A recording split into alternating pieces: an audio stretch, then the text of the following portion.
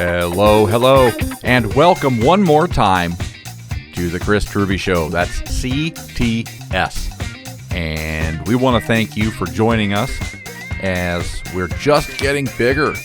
Be sure to follow us on social media, our Facebook page, The Chris Truby Show, on Twitter, @TrubyShow. Drop us a line or just say hi or maybe catch up on some older episodes.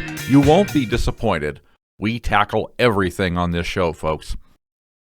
And today's show is going to be a great one because we're going to be talking about something that's close to my heart, which is the state of education in America, and I'm jazzed to get into it. But before we do, I want to introduce my co-host extraordinaires. First on deck, Fierro. What's up, dude? Oh, I'm first this time. I don't know. You're first every time. Am I? I've always introduced you first on this show.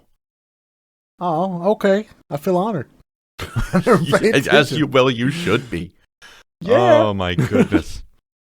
And additional to him, also our man on the street, Gopher Mike. What's happening out there, buddy? He doesn't even know who gets introduced first, and I'm the gopher.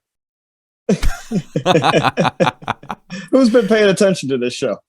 Well, I'll say this. CTS has been doing very well, regardless of where you are on the co-host spectrum. I'll say this. We're still a young show, right? But we are gaining some footing in respects with regards to listens, especially since we've moved over to YouTube, which you can find us on. We've gotten a substantial bump in listeners, and I'm jazzed about that. So thank you to all of our friends out there in cyberspace. We appreciate your time, and we'll be doing another mailbag for you guys next episode, so be sure to tune in for that. All right.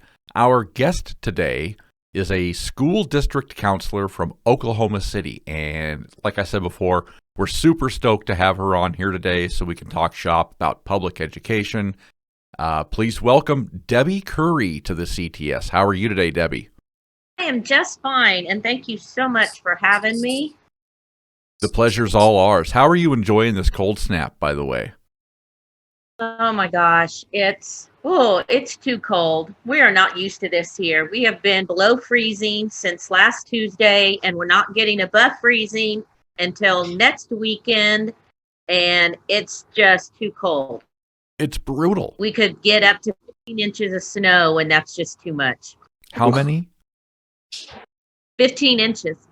15 inches of snow. Good grief. That's about 14 more than I'd like to have. It's a lot more than I would like to have at all right now. Yeah, I tell you. January and February are the worst, but you know it won't be long until we're all complaining about heat and humidity, I'm sure.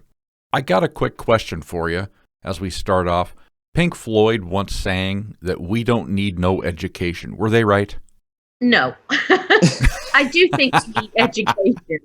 I do. I seriously think we need education. Education is not the same for every person. And I know we're going to get into topics this whole, podcast, but one of the things you want to talk about, education in the United States is, unfortunately, the education system is a cookie cutter system, one size fits all. And that's one of the issues because it shouldn't be that way. And because one size doesn't fit all for every student at all. So yes, do we need education? Absolutely. Yeah. Can it be a whole lot better than it is now? Absolutely. Yeah, and I guess part of me was kind of hoping that you would catch the double negative there. We don't need no education. I think Pink Floyd said it best, right? That's great grammar. Right. Right. Maybe Pink Floyd should have went to school. They've been pretty successful. Oh, goodness. Okay. So I got to ask you, Debbie, what made you decide to be a school counselor? How did you get into that line of work? Well, I always wanted to be a teacher from the time I was little. I knew education was it. And unfortunately, I didn't follow that route when I should have. So I was in the corporate world for several years. And I just woke up one morning and said, I can't do this for the next 30 years. And so I went back to school and got my education degree. And it's my calling. It's my passion. It's basically my life. Nice. That is for sure. And what were you doing in the corporate world before you became a teacher? I was in marketing. Marketing. Awesome. And do you mind if I ask what you marketed? Cellular phones. Cell phones. So did you work for any specific group, Sprint, Actually, T-Mobile? I worked for Southwestern Bell Mobile Oh. Systems at the time, and this was way back when. This was in the late 80s, early 90s. So cell phones were still the big box phones that you carried around, you had installed in your car. Right. In fact, my boss and I were the first two people to get the Motorola flip phone in Oklahoma City. That's pretty cool. That was still huge. Yeah. And I mean, the job was great. I just couldn't see myself doing it for the next 30 years. And education was still in the back of my mind. And finally, I decided I'm just going to go for it. Right. That's awesome. But by the way, did they call them bricks back then in the industry? Yes. Okay. Yes. Okay. Those Motorola bricks. Absolutely. Oh, my goodness. Well, this show isn't about phones. I'm sure we could have a thrilling conversation about marketing and cell phones another time, though. So how long have you been at it now? I am in my 24th year of education. I was a special ed teacher for the first 7 years. And then I was a special ed supervisor for 2 years. And I've been a counselor now for 13 years. So are you a general counselor now for all student grades, like 1 through 12, or do you work with a specific class or age group now? I work at Taft Middle School, which we have 5th through 8th grade. So I work with middle school. That's been my passion. All my education's been in middle school. Got it. Take us through a little bit, just kind of briefly describe your duties as a school counselor. Like, what are some of the everyday tasks and maybe some of what are the not so everyday tasks that you would have to perform? Well, everyday tasks are, meeting with students. In middle school, it's a lot of middle school drama. She said, my boyfriend broke up with me. My boyfriend doesn't like me anymore. Just talking to kids and getting them through what they think are major ordeals and, day-to-day stuff. I work with teachers, of course, working with the social and emotional needs of the students. I just spend a lot of my time just out and about in the hallways. I'm not one of those to sit at my desk and wait for something to come to me. I'm out in the building during passing. You can find me in the halls. At lunch, I'm outside with the kids. Just, spending time with them and building those relationships. Right. So you're very hands-on. Very, very. And so do you know a lot of the kids personally? And that I was just going to ask, like, how do you work towards building that trust with them? And that's obviously the answer is just spending time with them, talking with them. And that's exactly it. Getting to know them before they need to come see me. Right. Because a child nobody's going to open up to a stranger.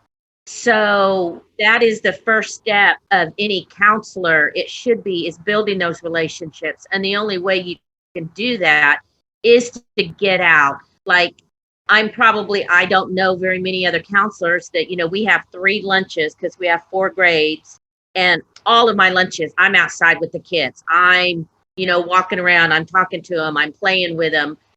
Do I have to do that? No. Is that I have one on, on the books, I'm supposed to have one lunch duty, but I'm out there with all of them. I'm in the hallways, high-fiving them, getting to know them, moving them along. Let's get to class. Come on, guys. But doing it in a fun, way that they're like, Right. Miss Curry, That brings me back to middle school. We had counselors like that. You'd always see in the hallway, all the kids wanted to interact with, hey, hey, yelling down the hallway, wanting to say hi. It was a cool feeling. Mm-hmm. Now, I would imagine that COVID has impacted your ability to perform your job the way that you would like to do it. Do you still go to school every day? Do you work from home? Is it sort of a hybrid? How do you manage that? Well, my district was, the students were at home for the whole first semester. We have just gotten back to kids in our building on an A-B schedule. Half the kids come on A day, half the kids come on B day. Right. For me, this has been the worst year that I've had, only because there have been no kids. And my job it's almost like I don't know what to do right now because I haven't been able to see the kids. I can meet with them on Google Meet or Zoom, but it's just not the same. Right. I hate not having that face-to-face interaction. It's horrible for me. Like you had mentioned, a big part of what you do is getting to know the kids before they have to come see you. That's essentially taken away now. You really can't do that. Have you noticed any, now that the kids are back in school on the A-B days, have you noticed any differences in the kids and how they're acting? Any sort of lasting impacts on them not being in school? Actually, even though they're back now, they're so quiet for middle school kids. And part of that is, like right now, we still have to social distance. We can't meet as groups. I can go into a classroom, and stand at the door and talk to students, but I still can't mingle with them right now. I can't, I still am having a hard time figuring out how to build that relationship. And because we haven't been in school, and even for the teachers, all they've been able to do is see their pictures like we are now, their faces on a computer screen. Right. So we don't even know what's going on with our kids right now. And we know there's probably a whole lot out there that are struggling right now. And one, we don't know they're struggling. And two, the ones that we do know, it's been so hard to help them right now. And that it just breaks all of our hearts. I mean, we're all just so stressed about that.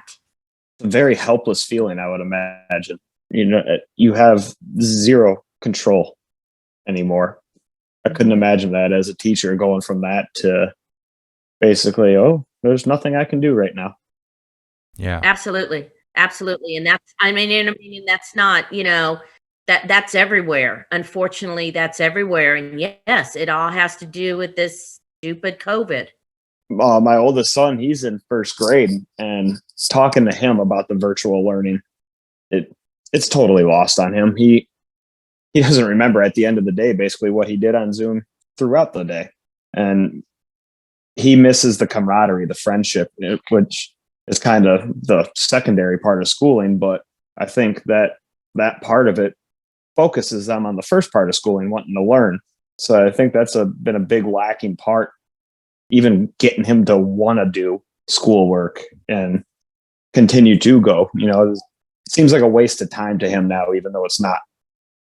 Well, absolutely. And for any child, I mean, for adults too, but especially children, they're not going to school to learn their ABCs, their, addition and subtraction. They're not going to school for the curriculum, for the academics. They're going to school for their friends, to socialize, to play sports, to interact. And none of that is happening. None of that has happened. Like I said, we ended school in the building last March, and it was just 2 weeks ago was the first time that we've come back in the building. So it has literally been almost an entire year. Wow. And so how do the kids maintain social distancing in a situation like that? It's up to the teachers. Right. They have to, the routine is the kids have to line up out in the hallway, 6 feet apart. And as they walk in the door, the teacher's there with a antiseptic wipe, and the kids go in and wipe down their desk and their chairs and all that. And there's no more than 12 to 15 kids in any class right now. And so there's only, 15 desks spread out in the whole classroom. And we can't use pencil paper stuff. We can't use manipulatives. They're basically still on their Chromebooks doing the work on the computer. It's just right now, 2 days a week, they get to do it in the classroom, but they still have to bring their Chromebook. So it's still totally online curriculum, even though they're in the building. Sounds terrible. It really is. They can't go outside at lunch. At lunch, we have the cafeteria. We have it spaced out. There can only be 2 kids per table. Right now, they can't go outside after they eat, and that was a big deal for them. They could go outside. They could play basketball, football. They could listen to music, just run around, and we can't do that with them right now. They eat lunch for 15 minutes, 20 minutes tops in the cafeteria, and then they go back to their classroom. So there's no avenue for the kids to really expend their energy. No. Yeah. What kind of generational impact do you think this is going to have moving forward into the future? Because essentially the kids have lost 365 days of education. I know the school year's not all year round, but they've lost one full year. They're getting, I don't want to say half rate education online, but the product is probably half rate. 10, 20, 30 years down the road, is that going to leave a gap in education for this generation now? I don't really think it'll leave that big a gap as long as it's just this 1 year. I look back in the 1950s and, when the polio pandemic was so bad and there were, school shut down and so many kids, lost, my mother for one, my mother had, was stricken with polio and she lost an entire school year. So I look at her, and is it going to have real long-term effect? No. Short-term effect? Yes. Especially the little kids. Like I'm thinking about, the pre-K and the kindergarten and first graders that this was their first year to go to school.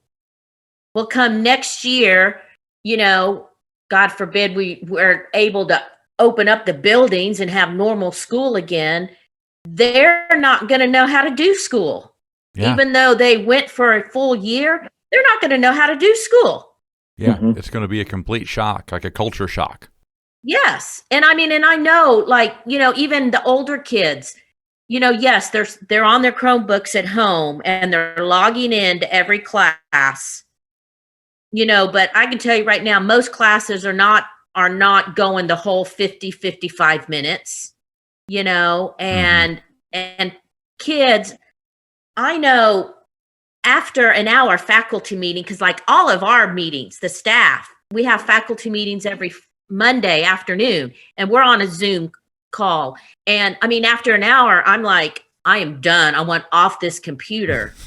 I can imagine the way kids are feeling right now. Yeah. And so we've all had to understand that, what? If they log in for 10 minutes, count them present, because we still have to take attendance. Sure. Yeah, those are things people don't think about. Yeah, and teachers will come to me and say, man, I cannot get little Johnny to stay on the computer for my whole class period. But you know what? Think about it. They're kids, and we're asking them to be on the computer for 7 classes for 50 minutes a day for 7 hours. Yeah. Who wants to sit in front of a computer screen for 7 hours? Well, I don't know if anybody wants to. I mean, I've played a couple of video games that long. Right. Yeah, we play video games that long. I don't know that I want to sit in front of a computer that long. But that also brings up an interesting point, because a lot of these parents are working from home. So they have to juggle their own work sitting in front of a computer and then try to keep their kids engaged in their school. Well, that, and then all the working parents that they're not home, they can't be home to monitor and make sure their children are on the computer. I'm sorry, if I was 12 years old and my parents weren't home, do you think I'd sit in front of a computer for 7 hours? No way. Not happening. I have a question because, obviously we're focusing on all the negatives. Do you see any positives from what's happened at all? I mean, for me, there's very few positives for elementary and middle school students because, like you said, who's going to want to stay in front of a computer that long? But I was wondering if on the high school level there'd be any positives to virtual learning, because I figure the older the student, maybe the more mature, maybe this form of education would be more beneficial for some, at least partly. But as you said, your expertise is in middle school. So do you see any positives about what happened moving forward? Well, yes. One is everybody's getting so much better with technology, because technology is never going to go away. It's never going to go away. It's only going to get, I think, more enhanced. And so the kids are learning more technology. They are having to sit and do work for 7 hours a day by themselves. So actually, it's almost like they're learning job skills at the moment. They're learning organization. They're figuring out their own problems, figuring out their own, the solutions to problems on their own. So things like that, yes, it's helping. Well, as you know, I'm working on my master's in education at the moment. And one of the subjects I'm working on, one of my classes, is about diversity and stuff like that. And a lot of rural communities, mainly in the States, especially in the South, are pretty much devoid of diversity. It's mainly white kids, either, poor white kids, rich white kids, but whatever it is, it's mainly white. And we were talking about the positives of diversity. And one thing I thought of is the quality of education sometimes isn't as good, in the more rural communities. Do you see, I guess, how education is going at the moment? Do you think this would lead to any improvement in like rural education lesson plans or teachers maybe working together, cross classroom sort of things? To tell you the truth, I would hope that would be the outcome, that teachers will figure out that, yes, it does take a village, and, working together is a whole lot easier and better than being totally on your own, which is going on basically right now. And so, yes, I would hope that happens. And I think for younger teachers, it probably will. Older teachers, I'm not so sure. And I'm not saying all, because, anybody can change. But yes, I can see things really changing, because teachers are now realizing, wow, it is a lot better when you can meet with other teachers and discuss and talk and share ideas and learn from each other, because that's not going on right now. Yeah. And so, yes, I would very much hope that that's the way it goes. And I mean, you can tell me if you agree or disagree with this statement. But right now, I'm working with older educators and younger educators, and I guess this pandemic has highlighted the technological capacities of the generations of teachers. I've noticed I've been talking to a lot of older educators who are really struggling with, this whole online thing. And a lot of the younger educators, younger than me or around my age, we grew up with technology. My master's degree is online. I finished my bachelor's online. So all of this sort of video while not ideal, obviously, they would all love to be in the classroom. They seem to adapt a lot easier to this form of education as opposed to the older generational teachers. Absolutely. Yes, for sure. You can tell that by the lessons. The younger teachers are, pulling in all kinds of technology to help their kids, and the older teachers, they're lucky to get their Google Meet classroom up and running, and they're just, all they're doing is, they've got their classroom in front of them on the screen, and all they know to do is to talk to the kids. I mean, it's pretty much just lecture for them because they don't know how to use the technology the way the younger generation does. Absolutely.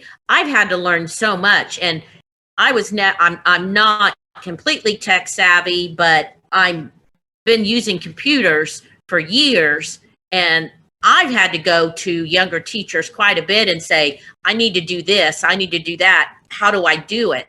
And I would hope that us older folks are asking for help, but I know a lot of them are not. And I can honestly tell you, in my building alone, there are 2 older teachers that are retiring this year because they're like, I can't do this anymore. I can't. This is too much for me. I'm kind of curious with the online learning and the Zoom classes and all that. What has that done for some of these specialty classes like wood shops and different classes like that in the school systems? How do you do that online? Has that kind of canceled a lot of that? Yeah, it really has. All they can do is on classes like that, because I know at the high school that my kids feed into, they have welding, they have construction, and basically all they're doing is like watching videos instead of doing the work themselves. All they can do right now is watch videos. Now, fortunately for us, in my middle school, for like band and orchestra, luckily we had enough instruments that the kids came and checked them out. Oh, good. So in classes like that, at least the kids are home playing their instrument, with the rest of the class online. But our dance class, I mean, all she can do is basically she shows dance videos and the kids follow the video, Yeah. So there's a lot, yes, that it sucks. It just absolutely sucks right now. Yeah. Could you imagine? I can imagine. Trying to teach wood shop. All right, kids, break out your circular saws. Every kid gets a at-home lathe. Right. Well, I think I kind of feel bad for some of the parents here, especially, there's students who are just getting into band class and now they have instruments to practice at home.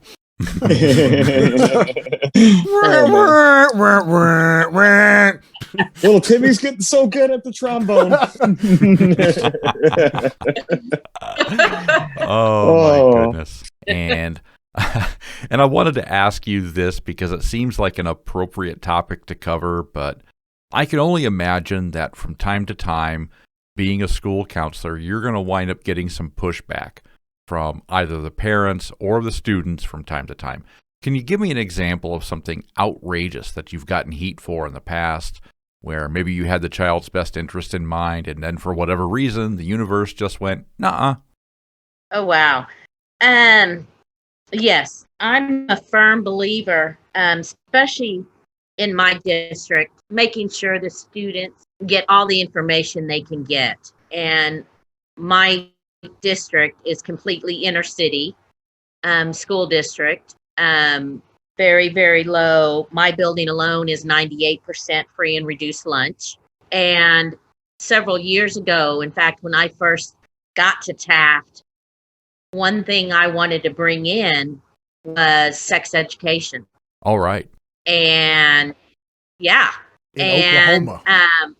I had Oh. and I had known this organization, this nonprofit organization, that was their whole purpose, is bringing in sex education into schools, and having the real talk with kids. It lasts for 2 weeks. They bring in, they have their own group of people they bring in, and at first the teachers were like, "Oh, we don't know about this. I don't know if I want this taught," because we went through science classes, which seems appropriate, sex education, Sure. science. And at first, yes, we had a lot of pushback from the science teachers, one going, "I don't know if I want this conversation to be going on in my classroom." And then Sure. parents were like, "Oh no, I will teach my children that I will tell my own children what I want them to know." And I stuck with it. We had to get parent permission. Right. And we still do every year. I still have this organization 13 years later coming to Taft for our 6th, 7th, and 8th graders. And I can tell you now, back then, I was lucky if I got 50% of the parents that said, yes, my children can go through this. And now I maybe have no more than 5 parents in any class that says, or any grade that says, no, I don't want my kids to have it. Wow. We have almost, I would say 95% of my parents now say yes. So you were able to make that increase year over year. That's phenomenal. Yes, because I talked to parents about it. The organization that I got was very helpful in their parent permission letter, because they created their own. And in it, it says, please call us. We will let you see the curriculum. We will share our curriculum with you. You can come in and see what we're doing. And I tried to make it as open for the parents as possible. Sure. That's why I seeked out this particular organization. Don't be a fool, kids. Wrap your tool. Now, do you think that's just a matter of disclosure? Disclosure, yes, but also getting over the fear that I know in America, just the idea of talking about sex or talking about the opposite sex to children or anything like that, it's so taboo, and it shouldn't be. I can tell you that, and I don't know if it is the sex ed program. I'd like to think some of it is, but I know even 8th graders, when I first started at Taft, we may have 4 or 5 girls get pregnant over the year. Well, last year I had 0. I did not have 1. Wow. Which I usually have 1 or 2 every year. I don't know if that's it or there's can be a lot of factors in play, but I like to think that, yes, at our school, we're talking about it. So you can actually see a direct correlation between the educating that you're doing and the end result. That's amazing. Absolutely. I'm sorry. Piero, did you have a question? You popped in there, and I sort of cut over top of you. I didn't mean to do that. No, I was just telling the kids to don't be a fool, wrap their tool. I also can't believe you used to have 5 kids get pregnant in a middle school. Well, we teach that. We don't say that. We don't say, don't be a right.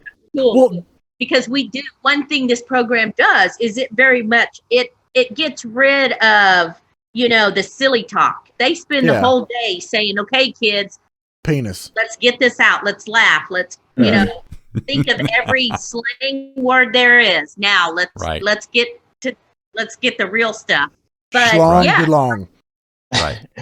But we've all been kids once, and we all know dang well that if you don't teach kids themselves, they're gonna find out they're on their own.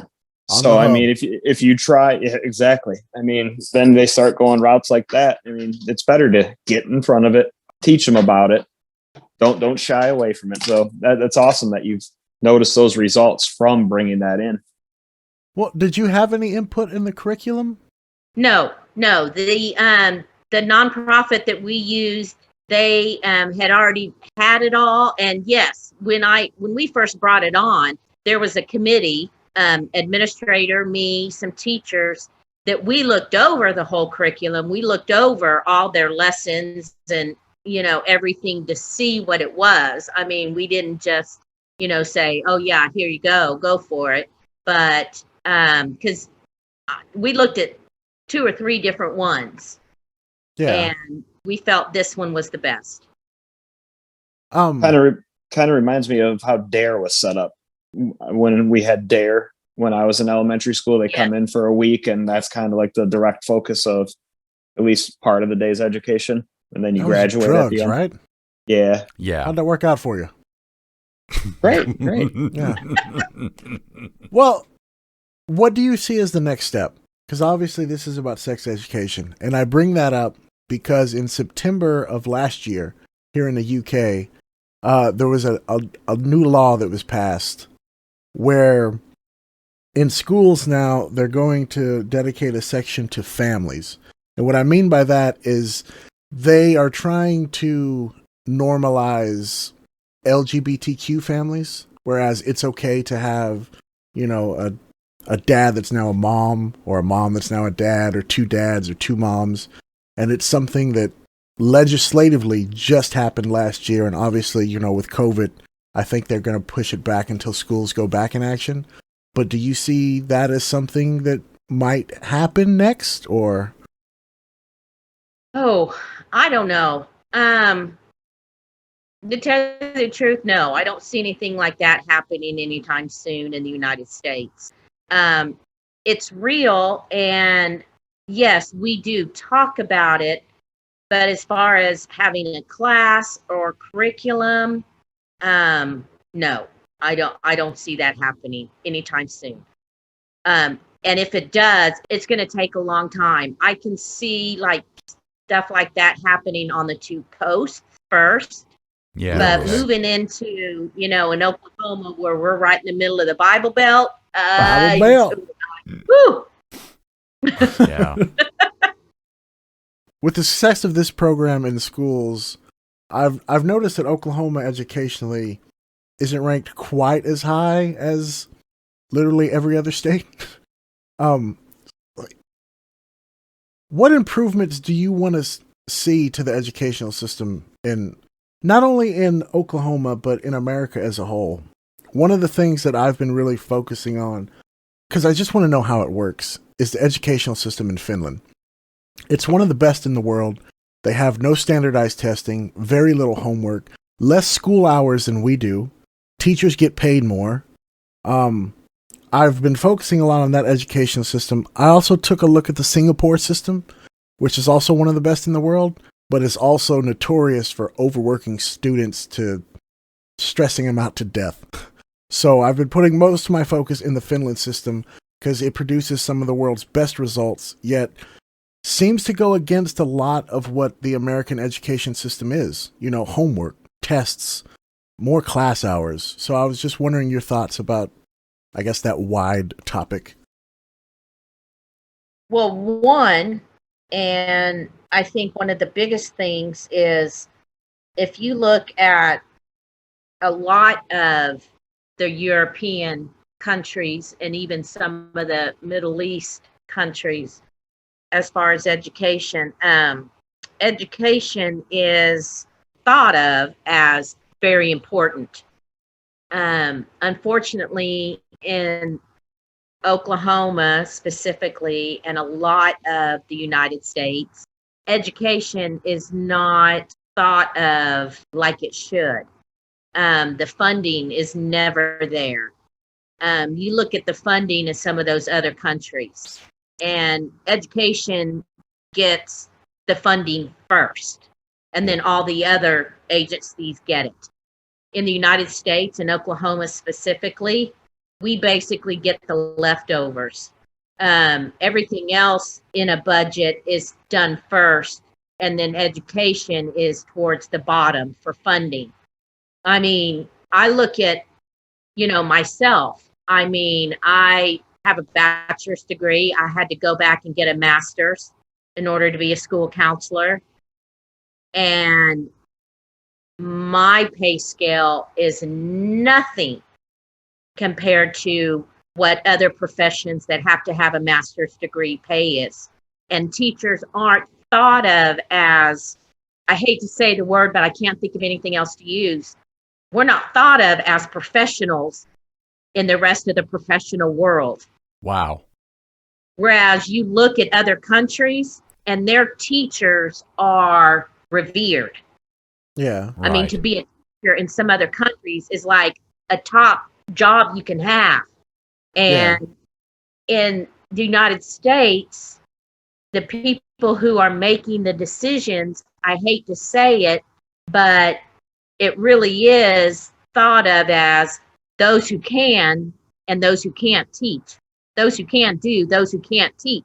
Yeah. It's not that way, but that's the way it's thought of. Yeah. And until that changes federally, on the state level and the local level, it's not going to get any better. Yeah. And I think, back me up on this, I think part of the reason for that is because, just like anything else these days, there's been a slow moving spread of misinformation about how we get from point A to point B in the public education system. We hear it all the time. Well, we're going to lower taxes. Well, people don't really understand what that means when they say lower taxes. Everybody wants lower taxes, but everybody wants the education system to be better. And they don't necessarily draw the parallels or the lines between those 2 points. Absolutely. 100%. Yes. Because public education is funded directly from the federal, state, local governments. And yes, absolutely 100%. How do you think America got into that mindset, viewing education that way? You're kind of setting yourself up for failure in the future. Isn't that basically all it is? Why would we want to look at it that way? Is it money? It's always money. Yeah. You know what? I don't have an answer for that. I really, honestly, just off the top of my head, I know compared to other countries, the United States is a very young country. I mean, if you think about it, we're a very, very young country. And up until, less than 100 years, maybe not, 60, 70 years, you could get a very good job without having an education. Way back, even as early back as the 1940s, you could go to work in a factory, any type of factory, and make a living wage to support you and your family. And it didn't need a lot of education. Mm-hmm. Well, I think what's happened is times have changed so drastically, but education in America hasn't kept up. Right. And I think there are a lot of other compounding factors there too. For example, you mentioned factory work. There's not a lot of factory work anymore. We've outsourced that. We've got people competing for jobs that were one time considered, again, no better word to say this, quote unquote, menial. Right. So, and I think, I agree with both of you that education just hasn't changed. I mean, if you look at what it used to be, you go to school, you line up, you sit at your desk, you don't talk, you listen to the instructor. I mean, what does that sound? That sounds like a factory. You go into the factory, you get on your place in line, you do your job, you don't ask questions. Those jobs aren't around anymore, but education is pretty much still the same. And that's what I mean. Education in the United States has not kept up with what is needed now. And I wish I had the answer. I wish I could say, this is what we need to do. There are some out there that are trying to make those changes. Yeah. it's just few and far between, and the powers that be that hold the purse strings aren't letting go of those purse strings like we need them to. Right. Just this year, talking about technology and how important technology is. I mean, there's not a job. I don't think there's a job anywhere that you don't need to know something about a computer. Yeah. I mean, even fast food, it's a computer that's, you're taking orders on. Sure. And in my school district, and I know it's because it's inner city, but I would see that as it being even more needed, that this year is the first year that every single student has their own device. Every single student has their own Chromebook, because they had to have it since we went to virtual learning. Yeah. We had to spend the money on that. But if this hadn't happened, we would not be a one-to-one technology district. What sort of curriculum changes would you like to see? Like, for me personally, history, English, math, science, all important. But, the people always say, okay, I learned the Pythagorean theorem. When did I ever use that? Yeah. But like, for me personally, the first year I went to college, no one told me about finances or interest rates or loans. So what happens? I took out like 20 grand's worth of loans in my first year thinking, ooh, free money. And like you said, the high school, they're teaching like welding and stuff, like real world skills that people are going to use. Mm-hmm. And I feel like, we prepare students with English, math, writing, and so on and so forth. But as soon as they go out in the world, most of them never use those skills again. And I feel we didn't teach them about mortgage rates or, right, borrowing money or anything like that would help them, once they leave school. Absolutely. I can remember way back. I mean, I'm old. I was in high school in late 70s, early 80s. And I remember taking an accounting class, and yes, we learned how to do a checkbook. That's not taught at all anymore. Yeah. You're right. Those skills are needed, especially in high school. That is. And at least in the state of Oklahoma, there is now it's called financial literacy. And it is a course that is now a requirement for high school graduation. And it just came about, I think, 3 years ago. But at least here in Oklahoma, it's not a lot. I mean, it's not teaching the kids a whole lot, but it is at least on the right track of teaching them some of those skills that they need to know when they do get out, because I can remember, and Jonathan, I know you can, because we talked about it, is you go to your college campus as a freshman, 18, 19 years old for the very first time, and you're doing your enrollment. Well, there's 4 booths right there for credit cards that every credit card company's like, come on, we'll give you credit. We'll give you credit. Well, you know what? I did that. I had no idea. Got to pay this back. Swipe the card. Back up. Yeah, swipe the card, get the goods. Really?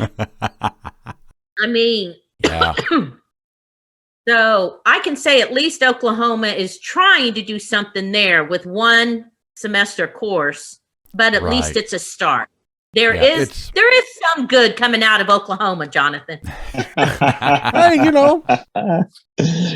it's got to be very slow moving. Yeah. Yeah.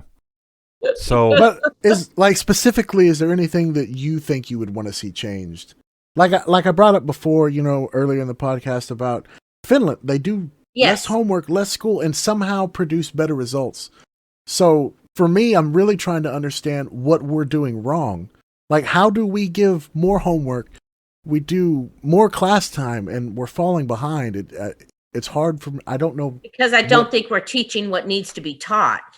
Yeah. Again, it goes back to the curriculum. Mm-hmm. I would like to see their curriculum. I would like to see what curriculum, what are they teaching?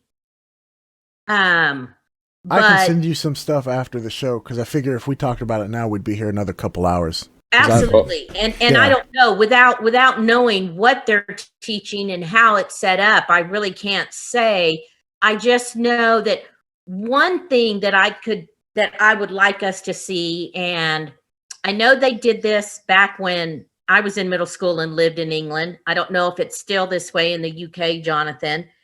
But one thing that I really liked about the English education that I would like to see the United States definitely do is have the way it was set up back when I lived in England in the 70s is there was 2 tracks in high school. Same. Still here. Your 9th and 10th grade, is about the same. Everybody's in the same. But once they got into their, 2 final years, they chose. Either they went college prep route or they went form. more what we call the VOTEC route.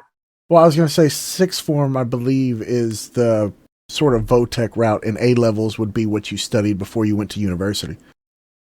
And I think if we as a whole in the United States did that, because one thing I can say, like in my district, is they push college on everybody. I mean, I am told to start talking to my middle schoolers. You got to go to college. You got to go to college. You've got to go to college. You've got to go to college. Well, I'm sorry, but not everybody needs to go to college. Yeah. You don't have to go to college to be a plumber, to be an electrician, to be an auto mechanic. And all those jobs pay more than me with a master's degree. And we're always going to need them. Always. Oh, yeah.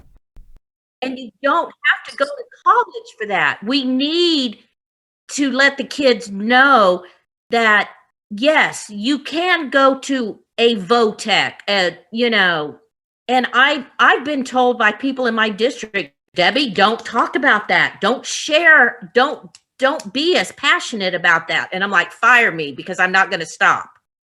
You know what they called those classes? And when I was in school, which is kind of a bummer, they called them blow-off classes. Because they were almost promoted as classes where you would go that you didn't want to do anything. But like you said, people who want to get into the trades, that's what I was interested in. So for me, I had to seek out building trades and whatnot. The blow-off classes. Yeah, and train myself, basically. I mean, I was just going to mention the thing I like about how the school system in England work, but that Debbie brings up, is that, the fact that 9th and 10th grade are similar to the States, but then they break off, that has a reverberating effect here in England in the college system, because in the States, your bachelor system, you have to relearn stuff you learned in high school. Why are you taking the same math and the same English that you already taken in high school? Over here, you immediately jump into whatever your focus is. So, like, if you wanted to study physics, year one, nothing but physics. You study what you want to study, as opposed to the first 2 years of a bachelor degree in the States is multiplication. It's high school stuff. You've already learned it. It just seems like a waste. It seems like a way for the college systems to get, another 3 months of tuition out of you, relearning stuff you already knew. Absolutely. So, the last thing I want to bring up, and I just want to touch on it very briefly, because I feel like I wouldn't be doing my job if I didn't ask this question. But over the last 20 years, I'd have to imagine that this has had a profound impact on students. And I know this is kind of a hard topic to cover, but I really want your take on it. Has there been an effect that the mass shootings, including school shootings, have had on students that you've noticed? And how has the response to these incidents evolved as shootings have become more prevalent? Well, one is just the physical part of the building. In my district, every middle and high school has an Oklahoma City police officer that is on site full-time. That is their full-time job. Wow. School resource officer. We have to have lockdown and lockout drills every month. The kids have to learn the difference between the different drills, and even having them.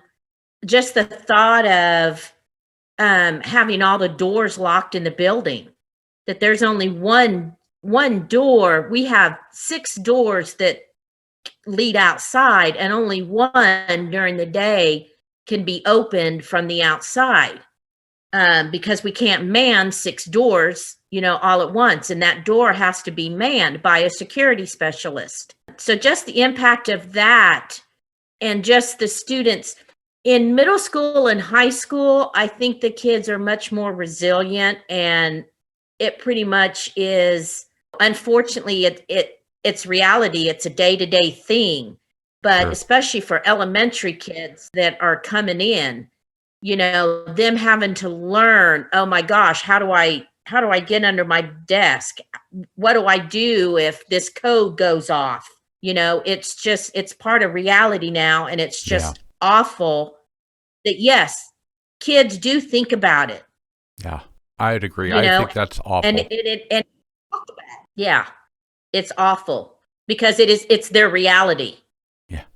And that should not be any kid's reality while in school. They should not ever have to think that somebody can come in and start shooting.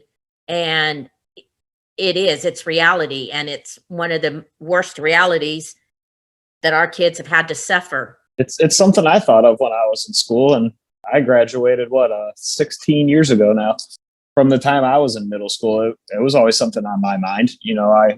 I went into middle school in I don't know, around 2000, something like that. I think it was 98.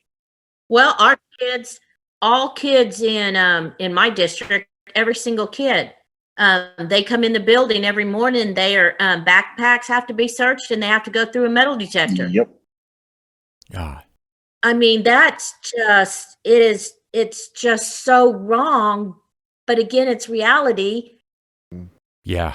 Long gone are the days where your biggest worry about school was whether, Johnny stuck a frog in Susie's desk, or maybe you put a thumbtack on the teacher's chair, I'm paraphrasing, of course. How old are you?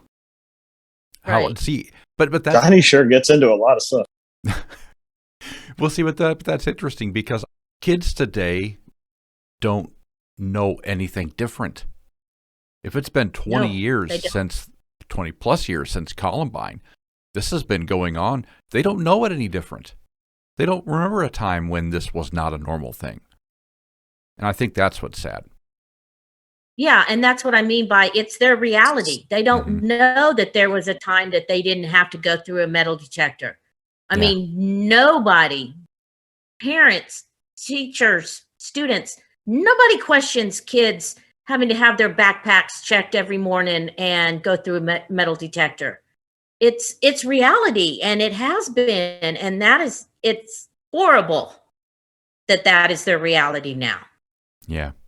We didn't have active shooter drills when I was in school, even though school shootings were a thing, obviously by the dates that I said, but we had bomb threats, bomb threat drills. And I thought that was terrible when I was in school, and the silliest part of it too was it's kind of I guess it shows you the effect on how it is on kids. Me and my buddies, we used to talk during these drills, like, every time we have this drill, they take the whole school and they put it in the same exact location every single time.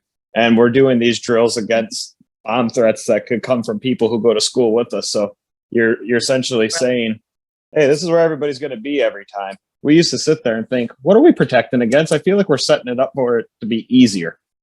Well, and that's been a conversation about, active shooter drills. Everybody get into one place and hunker down, well, now that like, no, is that really right? Because you're a sitting duck. Yeah. If everybody takes off running, and so what's the best way? And even that has evolved. I mean, that would be a weird drill, though. The bell rings, everyone just takes off running. You got to zigzag. But I mean, I guess, I don't know. I don't know what's the best solution. Because this is a different, and that's just it. Nobody knows the best one, but I can remember when we started first having them, everybody hunkered down in a corner, away from the door, and everything. And now they're like, no, there's studies showing that, what? You don't really want to do that. But then, like you said, what are you going to do? Have a free-for-all where everybody just takes off? you know, and nobody is, you know, you can't account for them because everybody's running all over the place. So what's the answer? I guess it is hard because I'm sure Chris could tell us, you know, during the Cold War when they had to do the nuclear bomb drills, if a nuclear bomb's about to hit, what does hiding under your desk do? Hey, It does. my school had Hiding under your desk doesn't protect you from the Russians. Right. Right. No, look, I don't want to end this on a downer. So I'm going to ask you just one really quick question. How do you stay positive going forward through all of this? The kids. Drugs. Kids. Shut up, Jonathan. Did you say drugs? Yes. The No. kids. No. I yes. get up every morning. And I can't wait to go to school because of the kids. They're resilient. They're going to push through no matter what's going on. And getting those high fives and being goofy with them and just seeing them be able to be kids, but still be learning. It's like I said, I don't ever want to do anything else. And I'm close to retirement and I don't see myself retiring. I don't know what else I would do. This is it for me. It's the kids. Well, I want to say that we need people like you in our education system, and I want to thank you for being a part of it because it's clear to me that you're working to make a difference, and that's what we need. We really do. We need people who are willing to make that difference. So thank you very much. Well, thank you very much for having me and letting me share my experiences and my ups and downs. And there are so many more like me out there. It's just, I want to thank you for recognizing and showcasing education and putting it in the forefront because that's what really needs to happen. Absolutely. Absolutely. And you know what? It's been a pleasure. We thank you for being on today. You've been both delightful and insightful. Well, thank you very much. I really enjoyed it. Don't be hitting on my end. Is there anything that you want to plug or is there anything you want to plug or are there any resources you want to point people to that might be of some benefit? No, not really. The biggest thing I can do, the biggest thing I can say, especially to parents, is probably one of the biggest things to help your child and help your child's school is to get involved. Get involved in their education and get involved with their school.